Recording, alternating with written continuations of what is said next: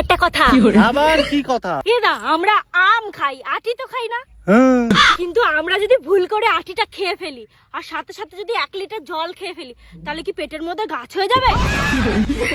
ওরে গাধা, তোর পেটের ভেতর কি নার্সারি যে ওখানে গাছ গজাবে না?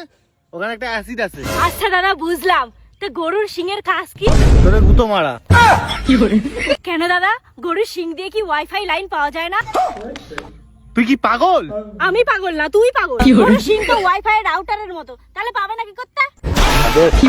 আরে শালা, তোর মাথায় কি গোবর পোড়া? লজিক আছে। আচ্ছা দাদা বাদ দে, মুরগি যখন ডিম পাড়ে তখন মুরগির ডিমটা গরম থাকে কেন? মুরগির পেট গরম থাকে, তাই মুরগির ডিমও গরম পায়। তাহলে দাদা মুরগিটাকে যদি ফ্রিজে রাখি, তাহলে মুরগিটা কি আইসক্রিম পারবে না? আরে থাম, আচ্ছা। আর একটা কথা কবি না তুই? দাদা আর একটা লাস্ট প্রশ্ন। হ্যাঁ বল। আচ্ছা দাদা, আমাদের ঘরের ফ্যানটা যদি উল্টো করে চালের আগায় বাইন্ধে থুই, তাহলে কি ঘরটা হেলিকপ্টারের মতন উড়োয় নিয়ে যাবে না?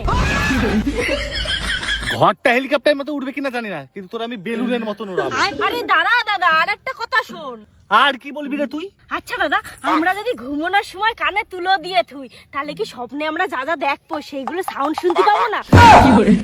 তোর এই প্রতিভার জন্য তোর নাসায় পাঠানো উচিত।